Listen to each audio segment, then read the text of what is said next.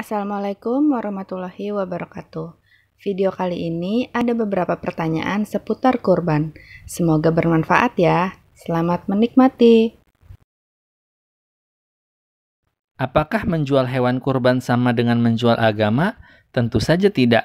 Salah satu syarat kurban adalah hewannya harus punya sendiri, bukan milik orang lain. Kalau udah punya ternak sendiri, nggak usah beli. Begitu juga penyembelihan dan pembagian daging. Kalau kita lakukan sendiri, bisa. Kalau nggak bisa, kita wakilkan ke panitia kurban. Dan wajar dong bayar ke mereka untuk biaya potong, distribusi, jaga hewan, dan lain-lain. Sama seperti sholat, nggak perlu ada biaya-biaya. Tapi kalau kamu mau beli sarung, sejadah, mukena, ya bayar. Dan yang jual nggak bisa dibilang jual agama. Begitu juga kalau mau umroh. Umrohnya gratis. Pesawat, makan, hotel, dan lain-lain harus bayar. Kita bayar ke siapa? Ke travel, karena kita kan sulit ngurus-ngurus sendiri. Mengapa penyembelihan saat kurban terlihat kejam? Kadang hewannya nggak langsung mati. Penyembelihan sesuai syariat Islam tidak menimbulkan rasa sakit. Penyembelihan dianjurkan dengan pisau yang tajam, sehingga bisa memotong leher, kerongkongan, saluran udara, dan saluran darah. Ketika ini sudah berhasil, maka hewan sebenarnya tidak merasa sakit lagi. Dia akan meninggal dengan damainya. Adapun jika hewan masih menggeliat dan menendang-nendang, itu karena tegangan otot akibat keluar darah dari tubuhnya, bukan karena sakit. Justru saat mereka mengejang, nggak perlu diikat atau dipegang, agar darah semakin banyak yang keluar.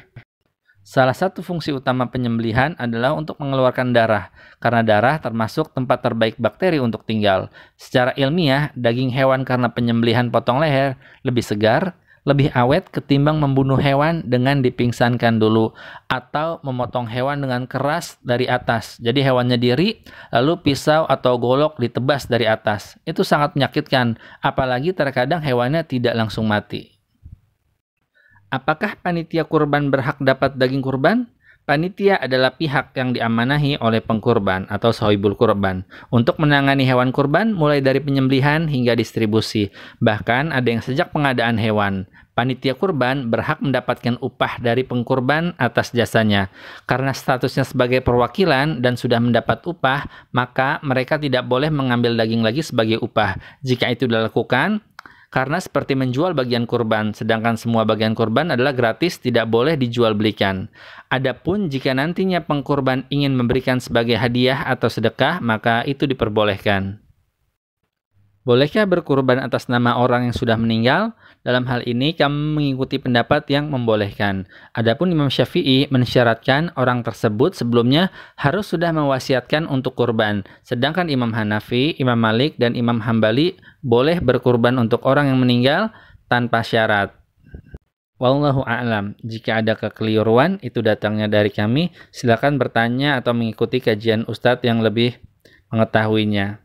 Adapun jika teman-teman ingin berkurban, terutama Jabodetabek, pemilihan via online dan hewan dikirim dari rumah, silakan menghubungi kontak yang ada di caption. Terima kasih. Terima kasih sudah menonton. Semoga kita semua mendapatkan ilmu dan keberkahan. Untuk keterangan lebih lanjut tentang pembelian hewan kurban, silahkan cek caption. Jangan lupa untuk subscribe dan nyalakan lonceng channel Puri Yasmina supaya terus dapat video Islami, menarik, dan bermanfaat lainnya. Wassalamualaikum warahmatullahi wabarakatuh.